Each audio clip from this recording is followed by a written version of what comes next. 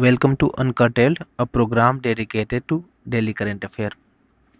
आज के इस वीडियो में हम लोग शामिल करेंगे अक्टूबर 26 और 27 के जो भी इम्पोर्टेंट करेंट अफेयर हैं। और इसमें पहला जो इम्पोर्टेंट न्यूज़ ये है कि भारत का सबसे बड़ा हाइड्रो इलेक्ट्रिक पावर प्रोजेक्ट ये शुरू होने वाला है। ये अरुणाचल प्रदेश और असम के बॉर्डर पर शुरू स्थापित हो रहा है। भारत का सबसे बड़ा हाइड्रो इलेक्ट्रिक प्रोजेक्ट ये run of the river project है। Run of the river project है ये, मतलब इसमें डैम के कारण जो नदी का फ्लो है वो बाधित नहीं होगा। मतलब ये डैम है तो उसके अप स्ट्रीम में और डाउन स्ट्रीम में, डैम के अप स्ट्रीम मतलब ऊपरी भाग में और निचले भाग में नदी का जो फ्लो है वो सेम रहेगा। इसको कहते हैं run of the river project. तो इसकी 8 यूनिट है, 250 मेगावाट की प्रत्येक यूनिट है। तो ये जो डैम है, ये प्रोजेक्ट हाइड्रो इलेक्ट्रिक प्रोजेक्ट है, ये 2000 मेगावाट क्षमता का रहेगा। तो असम और जो अरुणाचल प्रदेश का बॉर्डर है, एक जगह है वहाँ पे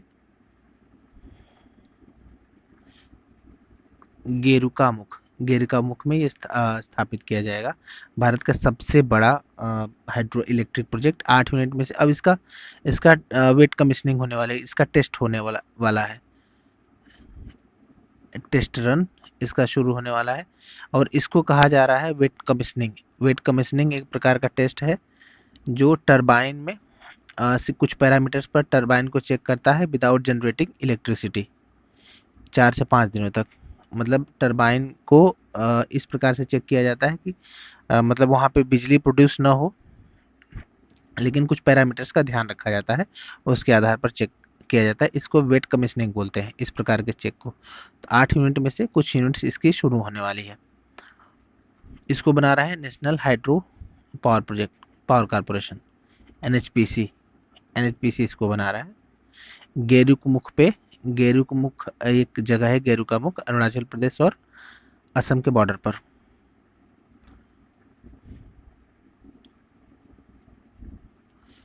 और इसको 2005 में ही इसको शुरू कर दिया गया था, लेकिन बाद में इन्वायरमेंटल कॉज के कारण कुछ विरोध प्रदर्शन देखने को मिले थे, तो 2011 में इसका कार्य बंद हो गया था।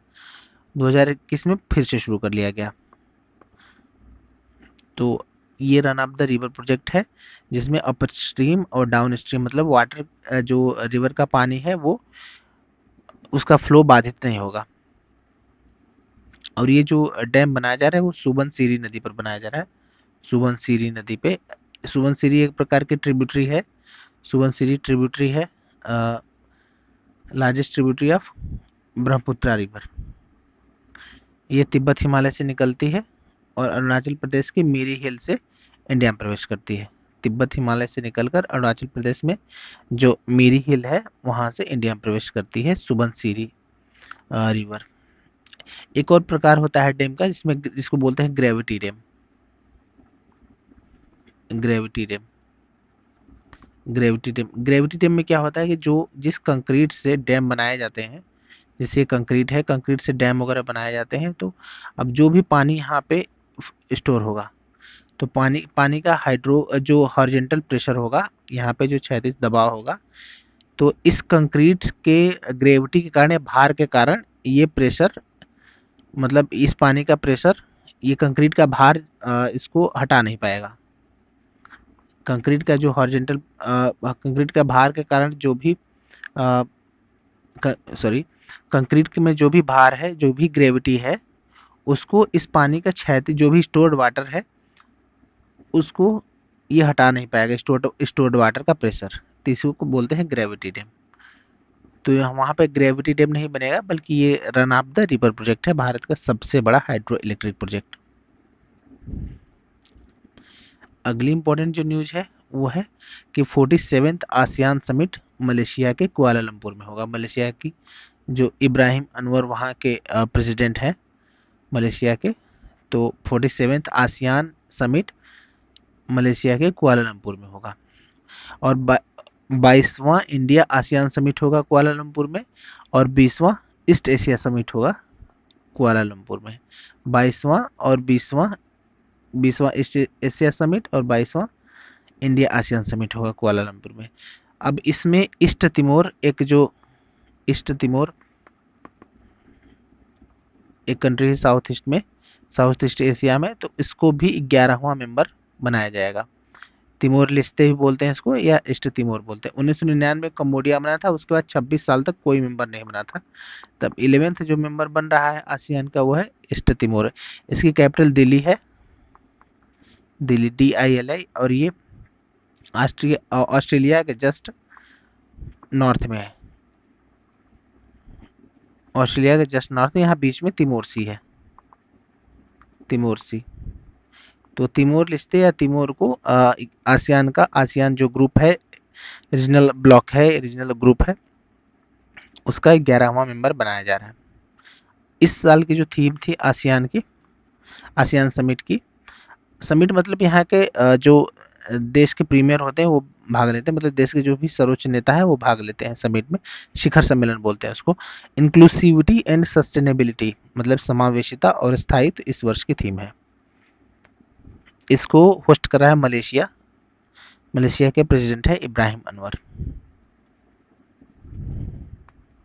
भारत के जो विदेश मंत्री हैं, minister of external affairs S Jaishankar, वहां पार्टिसिपेट कर रहे हैं, और प्रधानमंत्री भी वर्चुअली इसको संबोधित किया। प्रधानमंत्री ने वर्ष 2026 को, ये इंपॉर्टेंट है, वर्ष 2026 को India ASEAN maritime cooperation year घोषित किया। India ASEAN maritime cooperation year घोषित किया प्रधानमंत्री में। उनका कहना है कि अगर आसियान प्लस इंडिया की पॉपुलेशन को मिला दिया है तो ग्लोबल पॉपुलेशन की 1/4 हो जाएगी। मतलब आसियान और इंडिया की जो नजदीकी है वो पूरे विश्व के कल्याण के लिए महत्वपूर्ण है, ग्लोबल पॉपुलेशन की, जहां 1/4 निवास करती है। तो पीएम मोदी ने 2026 को India ASEAN maritime cooperation year घोषित किया है। जिस प्रकार का भारत का डेवलप्ड इंडिया विजन है 2047 का, उसी तरह से आसियान कम्युनिटी विजन 2045 है, और ये पूरक हैं दोनों। अभी भारत और आसियान के बीच व्यापार के बहुत पोटेंशियल है। और थोड़ा सा आसियान के बारे में देख लेते हैं। ये आसियान, इसका पूरा नाम है association of south east Asian Nations. शुरुआत में इसका ये ऐसे था, ASA। शुरुआत में इसका निर्माण जिस प्रकार कम्युनिज्म का प्रसार हो रहा था, उसको रोकने के लिए था, साम्यवाद का। लेकिन बाद में ये रीजनल ग्रुपिंग बन गया, और इसका उद्देश्य उस क्षेत्र में स्थायित्व, विकास और सिक्योरिटी चैलेंजेस को टैकल करना हो गया। इसका हेडक्वार्टर जो है जकार्ता में है, इंडोनेशिया में, और 8 अगस्त 1967 को इसकी स्थापना हुई थी। 8 अगस्त 1967 को। अभी जो मेंबर हैं वो है Vietnam, Brunei, Cambodia, Indonesia, Malaysia, Philippines, Singapore, Thailand, Myanmar, और इसमें 11th जो मेंबर जुड़ रहा है वो है ईस्ट तिमोर या तिमोर लिस्ते।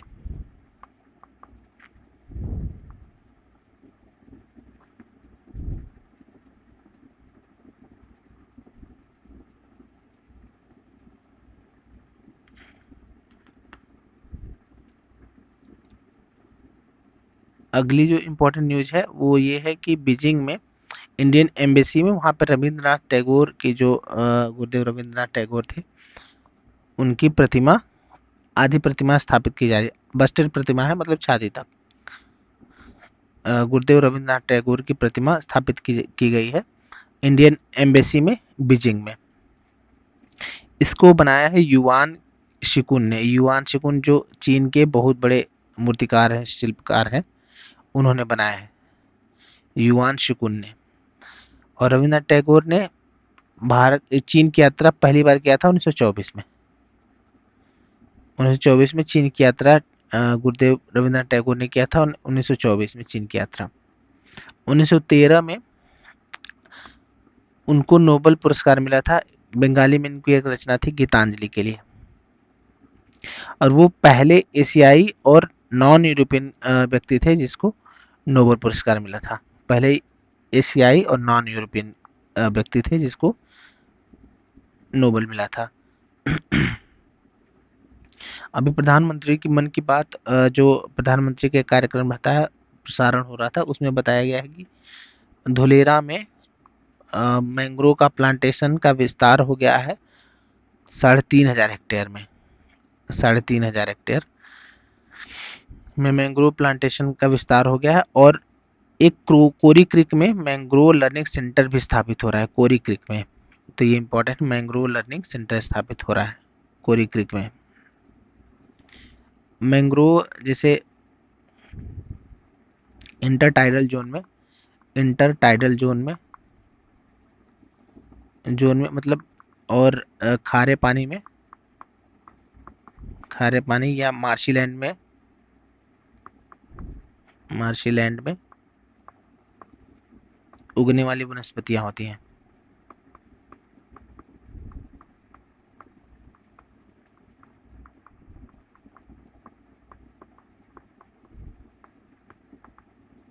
इनको 29 से 30 डिग्री सेल्सियस टेम्परेचर की जरूरत होती है। इस पे हम एक अलग वीडियो कवर करेंगे, मैंग्रोव क्या होते हैं, विस्तार कहाँ कहाँ पे इनके लिए अनुकूल दशाएं पाई जाती हैं, ये प्रकृति के लिए कैसे अच्छी हैं, किस प्रकार से श्वसन करते हैं ये पौधे। तो ये इंटरटाइडल जोन में या मार्शी लैंड में या खारे पानी में उगने वाली वनस्पतियां हैं तटीय क्षेत्रों में।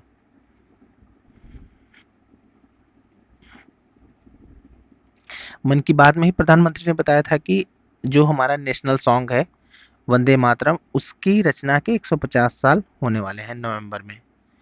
वंदे मातरम जो रचना है,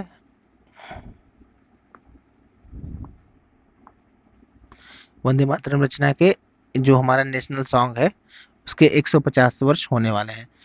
इसकी रचना हुई थी 1876 में, बंकिम चंद्र चट्टोपाध्याय ने इसकी रचना की थी, और 1882 में जो उनका उपन्यास था आनंद मठ, उसमें प्रकाशित हुआ था ये पहली बार, 1882 में। 1896 में रविंद्रनाथ टैगोर ने इंडियन नेशनल कांग्रेस के कोलकाता सेशन में इसको गाया था, और उस कांग्रेस के उस सेशन में अध्यक्ष थे रहमतुल्लाह सयानी। कोलकाता सेशन में 1896 के जो अध्यक्ष थे वो थे रहमतुल्लाह सयानी। 24 जनवरी को इसको नेशनल सॉन्ग के रूप में अपनाया गया।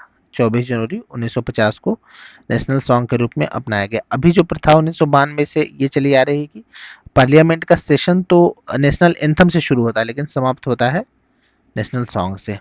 तो वंदे मातरम जो हमारा नेशनल सॉन्ग है उसकी रचना के 150 साल होने वाले हैं नवंबर में। 1876 में इसकी रचना किया था बंकिम चंद्र चट्टोपाध्याय ने। 1882 में आनंद मठ प्रकाशित हुआ था, तो इसका पहली बार पता चला। 1896 में रविंद्रनाथ टैगोर ने कोलकाता के इंडियन नेशनल कांग्रेस का जो सेशन है वहां पे इसको पहली बार गाया था, और 24 जनवरी 1950 को नेशनल सॉन्ग के रूप में अपनाया गया। अभी प्रथा ये है कि जो पार्लियामेंट का जो सेशन है वो नेशनल सॉन्ग से समाप्त होता है, और जो नेशनल एंथम है राष्ट्रगान से, उससे शुरू होता है।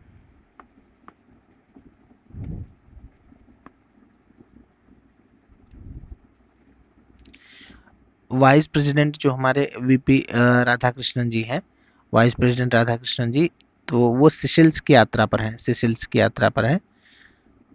ये एक अफ्रीकी आइलैंड नेशन है।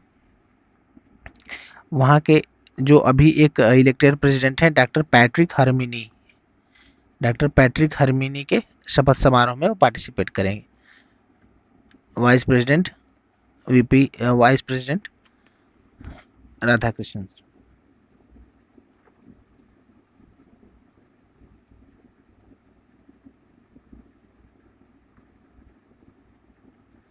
सिशल्स अफ्रीकन कॉन्टिनेंट का भाग है सिशल्स, और इंडियन ओशन रिम एसोसिएशन का भी हिस्सा है।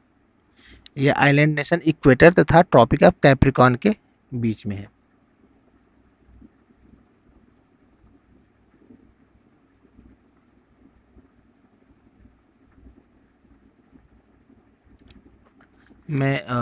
ये नाम मैंने गलत लिखा था, सीपी राधाकृष्णन ये। सीपी राधाकृष्णन। तो वाइस प्रेसिडेंट जो सीपी राधाकृष्णन जी है, तो सेशल्स की 2 दिन की यात्रा पर है। और यहाँ पे जो वहाँ के इलेक्टेड प्रेसिडेंट हैं डॉक्टर पैट्रिक हरमिनी, ये शपथ लेंगे, तो उस शपथ समारोह को अटेंड करेंगे। सेशल्स इंडियन अफ्रीकन कॉन्टिनेंट का भाग है, आइलैंड नेशन है, और इंडियन ओशन रिम एसोसिएशन का सदस्य है। आइलैंड नेशन ये इक्वेटर तथा ट्रॉपिक ऑफ कैप्रिकॉर्न के बीच में स्थित है। इसकी कैपिटल है विक्टोरिया। सेशल्स की कैपिटल है विक्टोरिया। इंडिया में जो महासागर विजन है उसका हिस्सा है सेशल्स।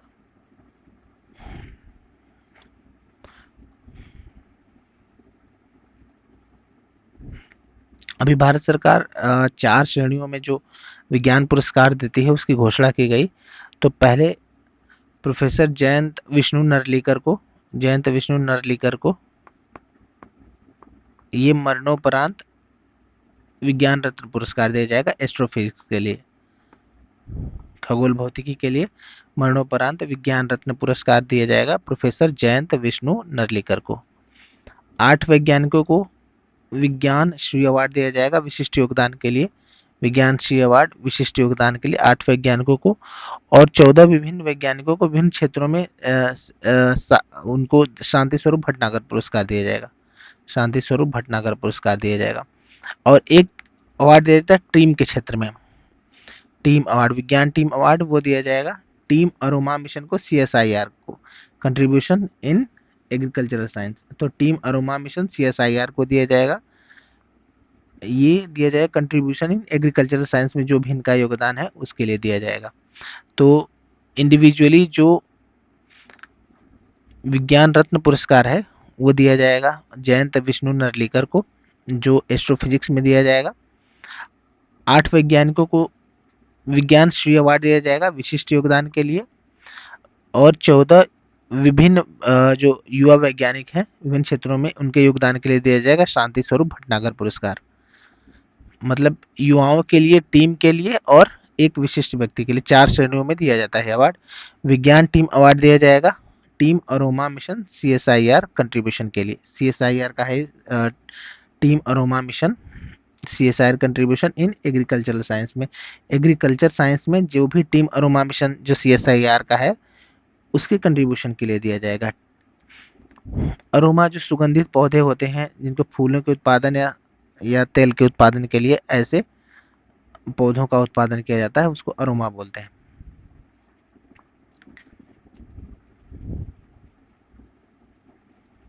जयंत नरलीकर बहुत बड़े एस्ट्रोफिजिसिस्ट थे और इनके गुरु थे फ्रेड हॉयल। फ्रेड हॉयल इनके गुरु थे और इन्होंने दिया था हॉयल नरलीकर सतत अवस्था सिद्धांत, steady state theory, Hoyle Narlikar सतत अवस्था सिद्धांत। इनका ये मानना था कि जो यूनिवर्स फॉर्मेशन हुआ है, यूनिवर्स का जो निर्माण हुआ है, तो यूनिवर्स का निर्माण मतलब बिग बैंग से नहीं हुआ बल्कि ये ऐसे ही था, मतलब no beginning no end, no end. भले उसमें विस्तार हो रहा हो लेकिन ये डेंसिटी लगातार बनी हुई है। तो स्टेडी स्टेट थ्योरी का मतलब सतत अवस्था सिद्धांत हुआ, तो इसको हॉयल नरलीकर सतत अवस्था सिद्धांत भी बोलते हैं। इसके अन्य जो इससे जुड़े जो वैज्ञानिक थे वो थे फ्रेड हॉयल, हरमन बांडी और थॉमस गोल्ड, ये 3 लोग थे। इसको समर्थन करते थे इसका जयंत नरलीकर।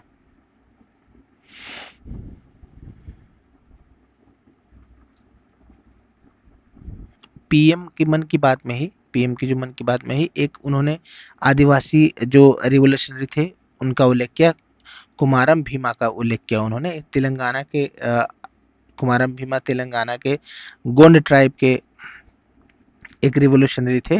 उन्होंने 1921 से 40 तक उनका जीवन काल था। ये गोंड ट्राइब के थे और क्रांतिकारी थे। इन्होंने हैदराबाद के निजाम के खिलाफ विद्रोह किया था। इनकी एट्रोसिटीज के कारण, कृषि को लेकर इनकी एक्सप्लॉयटेशन और एट्रोसिटीज के कारण 1930 के दशक में हैदराबाद के निजाम के खिलाफ विद्रोह किया था कुमारम भीमा ने। इसका परिणाम ये हुआ कि 1946 का तेलंगाना का जो विद्रोह था इसमें बदल गया था।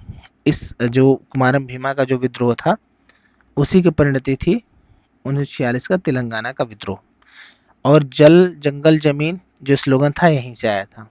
जल जंगल जमीन जो स्लोगन था यहीं से आया था। तो कुमारम भीमा गोंड ट्राइब से थे। इन्होंने हैदराबाद के निजाम के खिलाफ विरोध किया था 1930 में, 1930 के दशक में।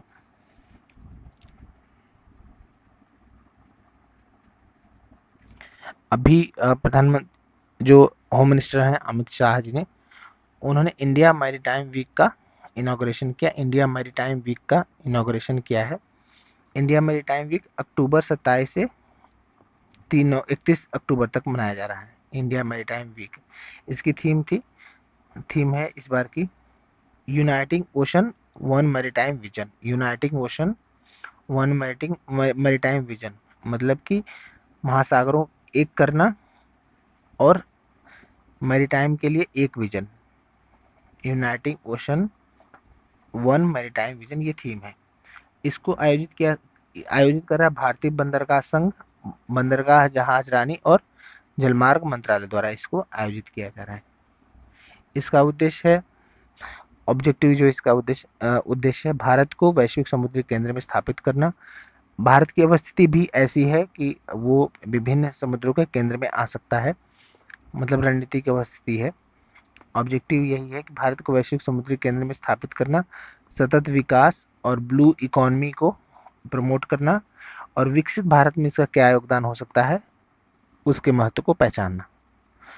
तो इंडिया मैरीटाइम जो वीक मनाया जा रहा है 10 अक्टूबर 27 से 31 अक्टूबर तक। इसी तरह विजिलेंस अवेयरनेस वीक मनाया जा रहा है, सतर्कता जागरूकता वीक। ये विजिलेंस अवेयरनेस वीक 2025 से सेलिब्रेट किया जा रहा है। ये अक्टूबर के आखिरी सप्ताह में सेलिब्रेट किया जाता है, ताकि जो 31 अक्टूबर है जो सरदार वल्लभ भाई पटेल की जन्म जयंती है, एक राष्ट्रीय एकता दिवस के रूप में, ये इसी वीक में पड़ जाए। 31 अक्टूबर जो राष्ट्रीय एकता दिवस जो सरदार पटेल की जन्म जयंती है वो इसी वीक में पड़ जाए, इसलिए ये मनाया जाता है विजिलेंस अवेयरनेस वीक 2025। इसको CVC central vigilance commission organise कर रहा है और ये 27 अक्टूबर से 2 नवंबर तक मनाया जा रहा है। थीम है विजिलेंस आवर शेयर्ड रिस्पॉन्सिबिलिटी, मतलब सतर्कता हमारी साझी जिम्मेदारी। सतर्कता हमारी साझी जिम्मेदारी, ये है थीम है हमारी साझी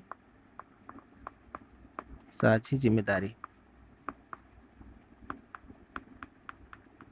ये थीम है इसकी।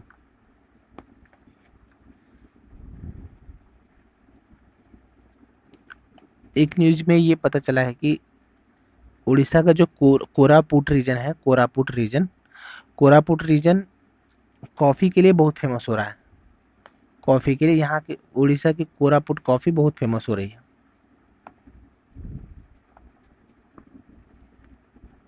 और ये जो कॉफी यहाँ पे के लोग उत्पादन कर रहे हैं, मतलब कई लोग तो कॉर्पोरेट नौकरियां छोड़ के कॉफी उत्पादन कर रहे हैं, महिलाएं काफी एक्टिव हैं इसमें। तो अरेबिका कॉफी का उत्पादन हो रहा है यहाँ पे। और ये है जो यहाँ पे कॉफी उत्पादन हो रहा है, तो इस कॉफी उत्पादन से जो डिग्रेडेड लैंड है, जो क्षरित भूमि है, उसको भी रिस्टोर करने में मदद मिल रही है। और इससे रिड्यूस्ड सॉइल इरोजन, मतलब सॉइल इरोजन भी कम हो रहा है। तो जो कॉफी उत्पादन का जो कोरापुट क्षेत्र है उड़ीसा का, वो काफी फेमस हो रहा है। यह ट्राइबल कॉफी के रूप में जो कोरापुट कॉफी है ट्राइबल कॉफी के रूप में जाना जा रही है। इसी तरह एक कॉफी है अराकू कॉफी इन विच, ये आंध्र प्रदेश में फेमस है। अराकू कॉफी आंध्र प्रदेश में फेमस है। इंडिया के अभी जो देखें तो कॉफी का जो स्टेटस है कॉफी प्रोडक्शन का, 4.9 लाख हेक्टेयर भूमि पर कॉफी का उत्पादन होता है और 3.63 लाख मीट्रिक टन कॉफी का प्रोडक्शन हो रहा है भारत में एनुअली। ये इस वर्ष की है। 3.63 लाख मीट्रिक टन कॉफी का प्रोडक्शन हो रहा है और इसमें 70% कॉफी का, मतलब भारत का जो कॉफी प्रोडक्शन है वो एक्सपोर्ट ओरिएंटेड है, मतलब 70% कॉफी का एक्सपोर्ट हो जाता है जो अच्छी कॉफी है। और कर्नाटक अकेले 70% कॉफी का उत्पादन करता है। कर्नाटक अकेले 70% कॉफी का उत्पादन करता है।